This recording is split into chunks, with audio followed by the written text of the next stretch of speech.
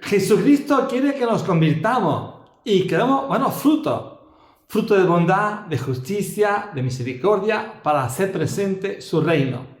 Recibe un gran abrazo de paz. Saludos. ¿Cómo es el Dios cristiano? ¿Cómo es el Dios en quien creemos? ¿Qué lo diferencia, por ejemplo, de Alá, que es el Dios de los musulmanes, o de Brahma, que es el Dios de los hinduistas, o de Buda, que es un poco el líder espiritual del budismo? ¿Y por qué tenemos que seguir a ese Dios concretamente en el que creemos y no a otros dioses? Esa pregunta viene bien hacerla de vez en cuando, y ahora que estamos en Cuaresma, domingo tercero, pues también es bonito replantearnos un poco en quién Dios creo. Y para ello la respuesta la tenemos justamente en la palabra de Dios. Curiosamente, la primera respuesta a esta pregunta nos llega de un texto del Antiguo Testamento, es decir, que sería un poco el Dios de los judíos. Hemos escuchado la lectura primera, un texto maravilloso, que es la llamada, la vocación de Moisés. ¿Qué imagen de Dios surge en ese texto bíblico que hemos escuchado? Primero, un Dios que está atento hacia el sufrimiento de su pueblo. He visto la opresión de mi pueblo. He escuchado sus quejíos, sus quejas, sus clamores de dolor y de sufrimiento. Y no solamente un Dios que se hace solidario con la humanidad que sufre, sino que enseguida surge la segunda cualidad de ese Dios, un Dios liberador. Voy a liberar a mi pueblo de la esclavitud de Egipto. Hasta ahí coincide nuestro Dios cristiano con el Dios de los judíos. No hay que olvidar que los judíos son nuestros padres en la fe. Abraham es nuestro padre en la fe, y de ahí surgen los judíos, los musulmanes y los cristianos. Por eso no es extraño que nosotros, los cristianos católicos, leamos en la misa el Antiguo Testamento. Hay gente que dice, no sé por qué hay que leer ese texto si Jesús nos trae el Dios suyo, que es en quien creemos. Pero no hay que olvidar que Jesucristo hunde sus raíces en el Dios de Israel. Y así surge, repito, ese Dios, primero solidario con la humanidad que sufre. En segundo lugar, un Dios liberador. En tercer lugar, un Dios que quiere contar con la humanidad, que elija a personas, que le sobramos y a veces incluso hasta metemos la pata. Como cura, como catequista, como padre cristiano, a veces nos equivocamos, hacemos mal. Y sin embargo es un Dios dialogante, que colabora con el diálogo con la humanidad. En esta ocasión el diálogo es con Moisés. Hace una semana fue con Abraham. Quiero liberar a mi pueblo y te elijo a ti. ¿A mí? Mejor elija a mi hermano Aarón, dijo Moisés. Yo soy tartamudo, no sé hablar ante el faraón. Te he elegido a ti, con tus luces y con tus sombras, con tus virtudes y con tus defectos. Y esa llamada que hace Dios a Moisés también resuena en cada uno de nosotros. Dios nos sigue eligiendo, a veces gracias a nuestros méritos y a veces a pesar de nuestros fracasos, para que se cumpla lo que decía San Pablo en la segunda lectura, que nadie se lo crea, que nadie se confíe en sus solas fuerzas. Cuidado, no caiga.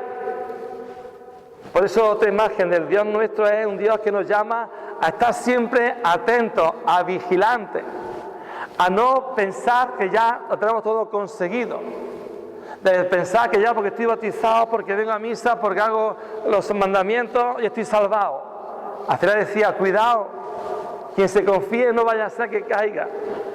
Es un Dios que nos pide que estemos muy atentos. Dios liberador, Dios que siente el dolor de la humanidad como propio, Dios que cuenta con nosotros, aunque no merezcamos, y un Dios que nos sigue también enviando para hacerse presente, como ocurrió con la experiencia del propio Moisés. Y así llegamos al Evangelio. ¿Qué imagen de Dios nos trae el Evangelio de hoy? Un Dios que es paciente. Y pone Jesucristo el ejemplo de la higuera que no da fruto. Vamos a cortarla, no sirve para nada. Y ocupa un terreno que hace falta para otras cosas. Y llega el viñador, paciencia. Lleva 3 años sin producir ningún fruto. Pero voy a mimarla, voy a hacerle cariño, voy a hacerle abono, voy a cultivarla bien para que dé fruto. Si no, el año que viene la cortaremos. Dios ahí aparece como un Dios paciente, un Dios que espera a que demos fruto. ¿Qué fruto tenemos que dar? Y ahí viene enseguida un texto de San Pablo que son los frutos del Espíritu Santo. La paciencia, la amabilidad, la mansedumbre, la justicia, la paz y cualquier fruto de amor tan importante y tan necesario para el mundo de hoy. Y Cristo sigue mirando cada día a nosotros, nuestro interior, y nos pregunta, ¿va a dar fruto hoy? Y es paciente, pero también es verdad que si no damos fruto, decía el texto que va a cortar la higuera. Así que hace falta ponernos en camino para que podamos dar fruto abundante. Y por último hay una cuestión que afectó en tiempos de Jesús y que también afecta muchas veces a los cristianos de hoy en día. Mira, cuando llega a una persona, llega una desgracia, incluso yo recuerdo que de chico, cuando hacían la trastada y te pasaba algo, te rompía el brazo, decía tu madre, ¿no ves? Castigo de Dios. Dios te ha castigado porque ha hecho una cosa mala y te ha castigado y te ha roto el brazo o la pierna. Y esa frase no es cristiana, no es cristiana. En tiempos de Jesucristo, de hecho hay un texto también, le llevaron una vez a un ciego y le dijeron, maestro, esta persona es ciega. ¿Quién pecó para que sea ciega? ¿Él o sus padres? Y la experiencia demuestra que esa frase es errónea. Hay gente que hace el bien y le sale el SIDA o le sale un cáncer o le sale todo mal en la vida, rompe por todos lados y es buena esa persona y hace el bien y la recompensa que recibe esto es negativo.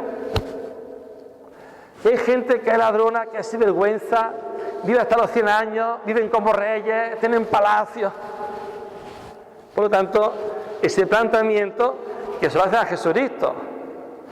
Maestro, maestro, Pilato ha matado a un grupo de personas en el templo. ¿Qué pecado ha hecho? Ha sido malo, ¿verdad? Eso ha sido castigo de Dios. Y Jesús dice, no, esa gente, bueno, ahí Pilato, pues hubo una sublevación y, bueno, era romano, era gobernador, pasó a espada a los que se movían en esa revolución. Y por otro ejemplo, se ve que allí en Jerusalén había una torre y se desprendió y mató a un grupo de personas. Casi 20 personas fueron aplastadas por la torre. Y Jesús dice lo mismo, esa gente no fue castigo de Dios. Eso quiere decir que la desgracia que nos pasa a nosotros no podemos poner a Dios como culpable. No sería justo. De hecho, es como si decimos que Dios le encantó que a su hijo lo matase en la cruz. Ese es el ejemplo más concreto que tenemos. No, Jesús hizo el bien. Lo que dice Jesucristo, que esas cosas que pasan, que son negativas, es verdad que es un misterio por qué las permite. Eso sí es verdad. ¿Por qué Dios permitió que a su hijo Jesús lo matase en la cruz y no intervino contra los judíos ni los romanos? ¿Por qué no hizo algo? Eso es verdad. Que hasta el propio Jesús se quedó también sin entender. Dios mío, ¿por qué me has abandonado? Es verdad que eso existe de verdad. El por qué Dios permite eso sí es verdad.